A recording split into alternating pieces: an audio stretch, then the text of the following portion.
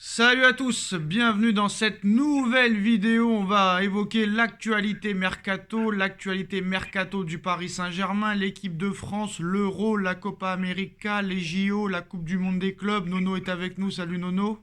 Salut Chacha. On va commencer avec le 0-0 catastrophique de l'équipe de France face au Canada. Et ça y est, hier Nono, ça a commencé à dire eh ben sans Mbappé, l'équipe de France n'est plus l'équipe de France. Suivi après le match d'un reportage sur le phénomène Mbappé, Nono. Mbappé n'étant pas là hier, la France fait 0-0 contre le Canada. Avec tout le respect que j'ai pour le Canada, c'est pas non plus une grosse nation dans le monde, même s'il s'améliore.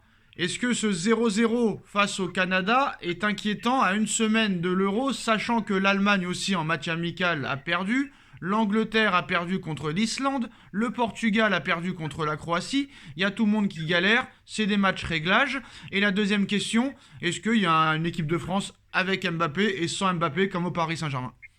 Eh bien, inquiétant, je te dirais non. Je te dirais non, mais une équipe de France fidèle à elle-même, une équipe de France physique, une équipe de France solide, mais le problème, aucun plaisir, pas de technicien dans cette équipe. Voilà, c'est plat, quoi. Et malgré tout, ben, le football de Deschamps, et tu peux gagner l'Euro. Maintenant, pour en revenir à Mbappé, eh ben encore on zappe presque le match et on te parle de quoi? De Mbappé, l'absence de Mbappé, le documentaire Mbappé. Non, franchement, ça devient... Comme je l'ai dit, j'ai l'impression que les médias sont en mission pour Mbappé. C'est pas possible. Ouais, mais Nono, honnêtement, avant l'Euro là, quelle nation européenne te fait vibrer sur ton fauteuil, honnêtement? Ah, ben là, ben, je te dis, hein, c'est de plus en plus difficile de regarder un match de foot, même au haut niveau. Donc, ce qui prouve quand même que les équipes nationales, pour moi, c'est moins fort que la Ligue des Champions. Ça, j'en suis persuadé et je reste sur mon idée. Et comme tu as dit, il n'y a personne qui fait kiffer en ce moment. Aujourd'hui, je suis incapable de désigner un favori. Est-ce qu'il peut y avoir une équipe surprise lors de cet Euro? Équipe surprise, peut-être pas. Mais encore que, on a eu la Grèce, on a eu l'Italie. Oui, il peut te sortir une équipe surprise, mais je crois que ça va être, à mon avis, il ne faudra pas aller chercher très loin. Je vois Portugal, France, Angleterre. Oui, mais Et Allemagne, pardon. l'Italie en 2021, bon, peut-être une mini surprise, mais c'est quand même une équipe qui avait gagné 4 fois la Coupe du Monde, plusieurs fois l'Euro. C'est pas non plus une énorme surprise qu'ils aient gagné en 2021. Ouais, mais il revenait de nulle part. Hein. Il ne faisait plus rien les dernières années. Alors, Nono, on va évoquer maintenant le mercato, hein. Le mercato a officiellement débuté depuis hier, mais on va parler d'abord de la crise en Ligue 1.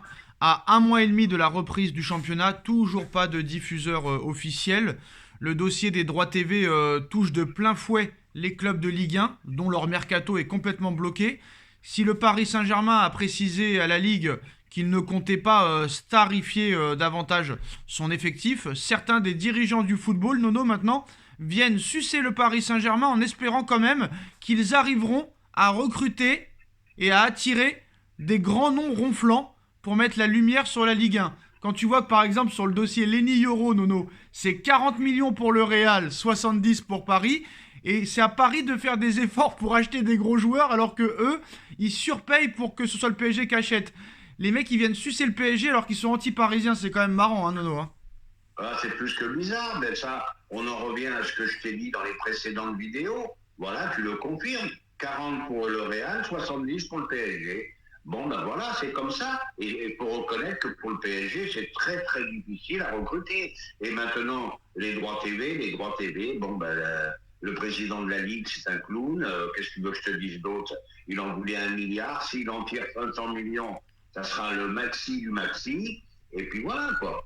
Il a avoué que ça valait que 500 millions d'euros. Sauf le problème, c'est que les clubs de Ligue 1 sont payés par les droits TV. Et là, comme il n'y a pas de droits TV, bah, pour l'instant, bah, ils sont bloqués. Et il n'y a personne qui a commencé réellement son mercato. Et Nono, j'ai jamais vu depuis des décennies un mercato aussi calme que le début. Parce que même avant, quand le mercato ne débutait pas officiellement, déjà fin mai, t'avais des trucs de ouf. Et là, à part Mbappé au Real, il n'y a rien. C'est le calme plat dans toute l'Europe, dans le monde entier même. Ben oui, ben en plus, bon, pour rester vraiment au niveau français, tu as les droits à TV, ils savent pas, les présidents de club, s'ils peuvent ou pas recruter. En plus, il y a ce prêt CVC qui a fait la plus grosse connerie qui ait jamais existé. Les clubs seront endettés à vie. Et puis voilà, quoi. Donc c'est mal barré, c'est mal barré. Et je l'ai souvent dit, il risque d'y avoir une bulle économique dans pas longtemps dans le football. Alors le PSG quand même essaye quand même de commencer son mercato. Bon, défense centrale pour l'instant ça bloque. Finalement, Nono, le gardien russe Safonov ne devrait pas rejoindre le Paris Saint-Germain. Pourquoi? Bah apparemment il a divorcé de sa femme, il doit une pension alimentaire à sa femme tous les mois. Des problèmes là-dedans qui l'empêchent de quitter le territoire russe, Nono. Donc Safonov au PSG, c'est limite terminé. Bonne ou mauvaise nouvelle? Oh, j'en sais rien, parce que je dois être honnête. Je l'ai pas vu 10 000 fois jouer, mais d'après ce que j'entendais, bon gardien sans plus, quoi. Hein. Alors le PSG suit de très près la situation de Federico Chiesa, 26 ans, en fin de contrat l'été prochain. Et le club le suivait déjà l'été dernier, mais n'avait pas vraiment entamé des discussions concrètes. Et le club suit aussi Nico Williams, 21 ans, clause libératoire à 71 millions d'euros, qui fait le bonheur de l'Athletic Bilbao. Qu'est-ce que tu penses de ces deux pistes? Ah, ben là, c'est deux pistes qui me plaisent. C'est deux pistes qui me plaisent, mais je vais être pessimiste. Crava devait venir, il vient plus. Doro, il devait venir, il vient plus. Mais non, mais Nono, Gvara, on peut être que du côté du PSG. Personne mais peut oui, mettre. mais je suis d'accord. On peut Mais pas c'est mettre. pour ça que Mais Nono, on peut pas mettre 130 millions d'euros sur un joueur qui a fait une seule saison, c'est pas possible. on est d'accord. Mais c'est pour ça que je m'excite pas plus. Mais les deux noms que tu as cités, là, ça me plaît bien. Hein. Après voilà, c'est Nico Williams très très bon, mais Chiesa il sort d'une très très grosse blessure, Nono, donc je ne sais pas, peut-être que ce sera bradé, mais je ne sais pas si ce sera vraiment efficace vu ses blessures. Bon après ça veut rien dire, regarde Dembélé, hein, il s'est pas blessé de la saison et pourtant il collectionnait les blessures au Barça. Lucas Hernandez il sortait d'une blessure mais il a quand même fait la saison presque entière. Donc peut-être que Chiesa a une chance et peut-être que le staff de Enrique est meilleur que ceux des autres avant.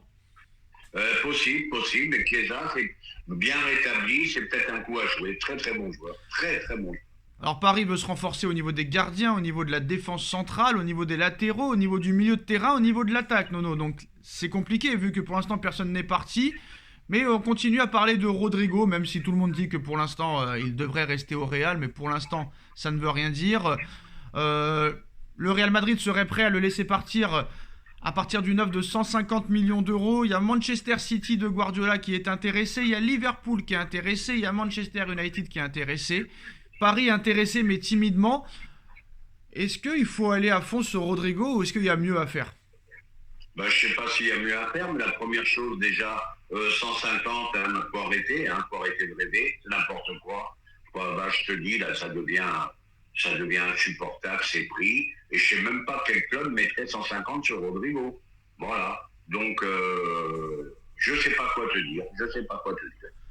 Oui, mais si tu veux un joueur de grande classe, ça coûte Ah, bah, combien? on connaît les tarifs. Hein. Si tu veux vraiment des cadors, ça dépasse les 100. Ça dépasse les 100. Donc t'as pas le choix, tu devras débourser 100 millions ou sinon tu gardes Kolo Muani, Asensio et Gonzalo Ramos. Ouais, bah, à cette condition-là, faudra vendre. Alors. Et ben voilà les postos, c'est la fin de cette vidéo. Dites-nous en commentaire ce que vous en pensez. On like, on partage, on commente, on s'abonne. On se retrouve très vite pour une nouvelle vidéo. Merci Nono, merci à tous. Tchuss. Tchuss.